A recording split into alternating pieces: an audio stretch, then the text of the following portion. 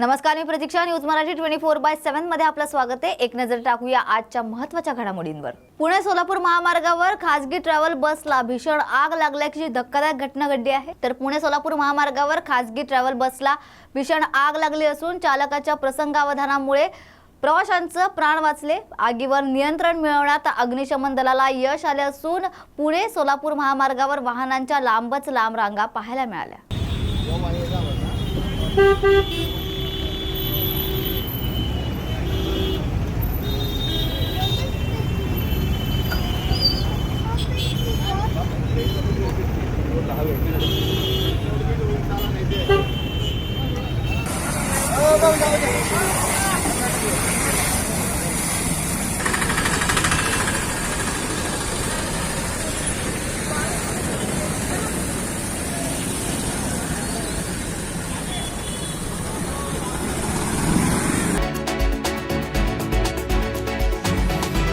मैत्रिणीची हत्या करून तरुणाने आत्महत्या केल्याचा खळबळजनक प्रकार नवी मुंबई येथे घडला असून मुलाच्या मृतदेहाचा शोध अद्याप सुरू आहे. बुधवारी संध्याकाळी पोलिसांना बेलापूर खाडी किनारी एका महिलेचा मृतदेह असल्याची माहिती मिळताच पोलिसांनी घटनास्थळी धाव घेतली.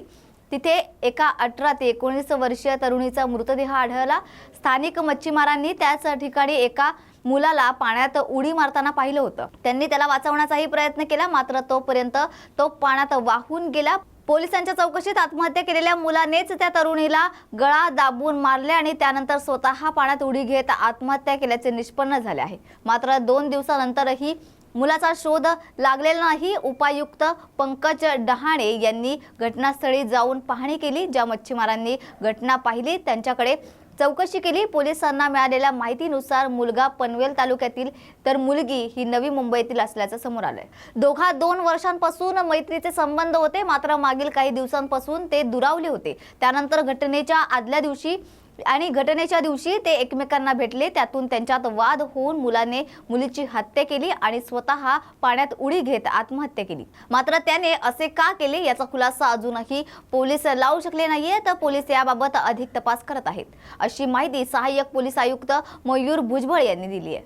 काल दिनांक 7 ऑगस्ट रोजी आम्हाला जवळपास 4:30 वाजता कॉल आला की DPS स्कूलच्या मागे एका मुलीची बॉडी मिळालेली आहे आणि त्याच ठिकाणी काही मिनिटापूर्वी एका मुलाने जेट्टीच्या ब्रिजवरून खाली पाण्यात उडी मारलेली आहे आणि तो वाहून गेलेला आहे, अशी एकंदरीत आम्हाला प्राथमिक माहिती मिळाली.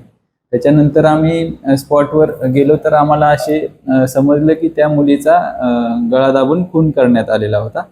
मग त्या अनुषंगाने आम्ही तपास चालू केला आणि त्याच्यामध्ये आम्हाला असं समजलं की ती मुलगी आणि मुलगा हे गेले 2 वर्षापासून एकमेकांना ओळखत होते. ते एकमेकांना भेटत देखील होते आणि त्यांच्यामध्ये काही दिवसांपासून वाद झाल्यामुळे ते मागच्या 2 दिवस सलग भेटत होते आणि वादाचं कारण नक्की आम्हाला अजून समजलं नाही. पण त्या झालेल्या वादामध्ये त्या मुलाने त्या मुलीचा गळा दाबलेला आहे आणि त्यानंतर लगेच त्या जवळच्याच असणाऱ्या जेट्टीच्या ब्रिजवरून त्यांनी उडी मारून आत्महत्या केलेली आहे.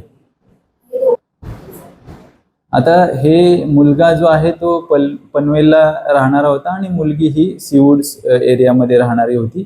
ते दोघंही एकमेकांना जवळपास 2 वर्षापासून ओळखत होते. नक्की काय प्रॉब्लेम होता त्याबाबत अजूनही आमचा तपास चालू आहे. आम्ही त्यांचे मित्रमैत्रिणी यांच्याकडे चौकशी करत आहोत. या संदर्भात आपल्याकडे गुन्हा देखील दाखल झाला असून याच्यामध्ये API मोहिते यांच्याकडे तपास आहे आणि जे आपण या निर्णयापर्यंत पोहोचलेलो आहे की त्या मुलानेच त्या मुलीचा गळा दाबला आणि त्यानंतर लगेच त्यांनी आत्महत्या केलेली आहे. त्याच्यामध्ये आपण त्या मुलाच्या बॉडीचा देखील शोध घेत आहोत. आपले तपास पथक रवाना झालेले आहेत. कोस्टल हद्दीमध्ये सर्व ठिकाणी देखील आपण त्याची बॉडी मिळवण्याचा प्रयत्न करीत आहोत. जनतेत समोर स्वरूप होणारी आमची यात्रा असल्यानं त्याला विशिष्ट रंग देण्याची आम्हाला गरज नाही, असं वक्तव्य जयंत पाटील यांनी दिले. छत्रपती शिवाजी महाराज यांच्या शिवनेरी किल्ल्याच्या पहिल्या पायरीचे दर्शन घेऊ महाराष्ट्रात रयतेच्या राज्य आणण्यासाठी निर्धारपूर्व शिवस्वराज्य यात्रेची सुरुवात करत आहोत. महाराष्ट्रात सरकारने प्रचंड गोंधळ आणि भ्रष्टाचार जो माजवलाय त्याचे खरं वेगळे स्वरूप महाराष्ट्रासमोर मांडण्याचं काम ही शिवस्वराज्य यात्रा महाराष्ट्रभर करणार असल्याचंही ते यावेळी म्हणाले.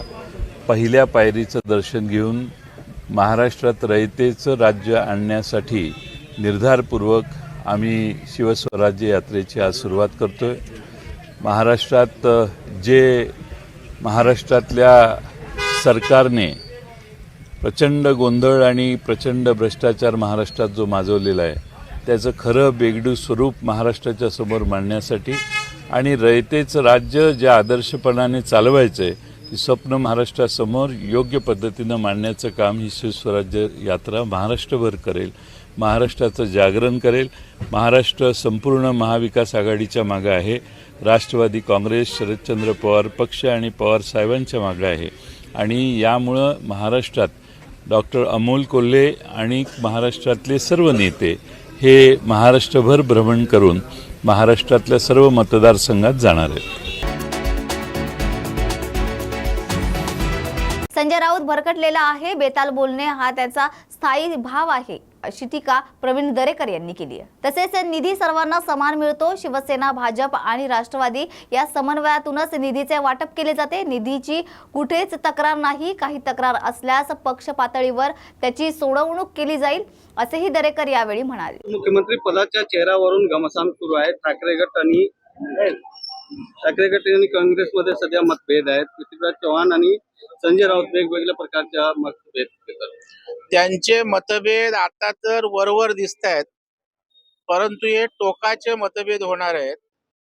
कारण दिल्लीला चेहरा बनण्यासाठी उद्धव ठाकरे गेले आणि इकडे पृथ्वीराज चव्हाणांनी सांगितलं की चेहरा आमचा नंतर ठरला जाईल. याच्यावरून महाविकास आघाडीमध्ये भविष्यात विधानसभेत काय वाढलंय हे आपल्या लक्षात येईल. संजय राऊत यांनी भाजपवर टीका केली आहे की दिल्ली यांच्या बापाची आहे का, भाजप नेत्यांची औकात काय आहे. संजय राऊतने आपल्या अवकातीत बोलावं. त्याच्या बापाचं काय आहे याचा हिशोब आम्हाला मांडावा लागेल. त्याच्यावर बाप काढणं, अवकात काढणं हे आपल्या महाराष्ट्राच्या संस्कृतीने परंपरेला शोभणार नाही. परंतु संजय राऊत आता भरकटलेला आहे. बेताल बोलणं, कुत्सितपणानं बोलणं हे उद्धव ठाकरे आणि संजय राऊतचा स्थायी भाव झालाय. आज सामनाच्या माध्यमातून राज्य सरकारवर टीका केली गेली आहे. नाही, त्यांचं कामच काय. सामना आणि राज्य सरकारवर भाजपवर टीका नसेल, महायुतीवर टीका नसेल तर तो सामना कसला. प्रतापराव चिखलीकर यांनी आरोप लावला आहे की राष्ट्रवादी आणि शिवसेना. नाही, असं काही नाहीये. निधी सगळ्यांना त्या ठिकाणी समान मिळतो. शिवसेना, भाजप आणि राष्ट्रवादी हे समन्वयातनं त्या ठिकाणी दोन्ही उपमुख्यमंत्री, मुख्यमंत्री निधीचं वाटप त्या ठिकाणी करतात. त्याच्यामुळे अशा प्रकारच्या निधीची कुठेच तक्रार नाही. असल्यास आमच्या पक्ष पातळीवर त्याची सोडवणूक केली जाते. अमरावती पोलीस आयुक्त नवीन चंद्र रेड्डी यांच्या गुन्हे शाखा युनिट 1 ने बनावट दारू बनवणारा MIDC मधील कारखाना पकडलाय. आतापर्यंत MIDC मध्ये पहिली केस असेल की जिथे आपण मॅन्युफॅक्चरिंग पकडलेलं आहे आणि ज्याच्यामध्ये आम्हाला दारूचे कॅन्स आणि तयार अवैध दारू सुद्धा मिळालेली आहे. आणि मॅन्युफॅक्चरिंगची प्रोसेस चालू आहे, त्याच्यामध्ये आम्ही साहित्य पण जमा केलेलं आहे. आपल्याला जवळजवळ या ठिकाणी 1350 लिटर तयार दारू मिळालेली आहे आणि बाकीचे जे डिटेल्स. मुस्लिम आरक्षणास आणि जिल्हाधिकारी कार्यालयावरील साखळी उपोषणास सकल मराठा समाजाने जाहीर पाठिंबा दर्शवलाय. तर मुस्लिम समाजास आरक्षणाच्या मागणीसाठी सकल मुस्लिम समाजाच्या वतीनं परभणी जिल्हाधिकारी कार्यालयासमोर 1 ऑगस्ट पासून साखळी उपोषण सुरू आहे. आज बुधवारी 7 ऑगस्ट रोजी 1:30 वाजेच्या सुमारास सकल मराठा समाजाच्या वतीनं आंदोलनास भेट देऊन जाहीर पाठिंबा देण्यात आलाय. सच्चर समितीच्या अहवालानुसार मुस्लिम समाजाला सामाजिक, शैक्षणिक, नोकरी, राजकीय आरक्षणाची आवश्यकता आहे. शासनाने मुस्लिम समाजास 5% आरक्षण घोषित केलेलं असताना देखील केंद्र सरकार आणि राज्य सरकार आरक्षण देत नाहीये, त्यामुळे मुस्लिम समाजास आरक्षणाच्या मागणीसाठी सुरू असलेल्या आंदोलनास सकल मराठा समाजाच्या वतीनं जाहीर पाठिंबा देण्यात आलाय. आरक्षणाचा प्रश्न असू द्या, आमच्या आंदोलनाचा प्रश्न असू द्या, जरांगे पाटलांचा विषय असू द्या, प्रत्येक वेळेस मुस्लिम बांधव आमच्या पाठीशी खंबीरपणानं उभे टाकले. या ठिकाणी मी त्यांचं मनापासून आभार व्यक्त करतो आणि आम्ही देखील तना मना धनानं मुस्लिम बांधवांच्या या आरक्षणाच्या लढ्यामध्ये सक्रिय राहू या ठिकाणी हेच आश्वासन देतो आणि तमाम बांधवांच्या वतीनं या ठिकाणी समाजाला, मुस्लिम बांधवांना आरक्षणाच्या निमित्तानं पाठिंबा देतो. जय शिवराय, जय जिजाऊ. भिवंडी नाशिक महामार्गाची पाहणी करून सूचना देणार असल्याची माहिती मुख्यमंत्री एकनाथ शिंदे यांनी दिली आहे. त्याचबरोबर हर घर तिरंगा अभियानाबद्दल बोलताना ते म्हणाले की आज हर घर तिरंगा अभियान सुरू आहे. स्वातंत्र्यवीरांना विनम्र अभिवादन करत तिरंगा हातात धरल्यानंतर देशभक्ती आणि राष्ट्रभक्तीची प्रेरणा मनामध्ये निर्माण होते. 9 ते 15 ऑगस्ट हर घर तिरंगा अभियान हे एक राष्ट्रीय सण म्हणून साजरा केला जाईल.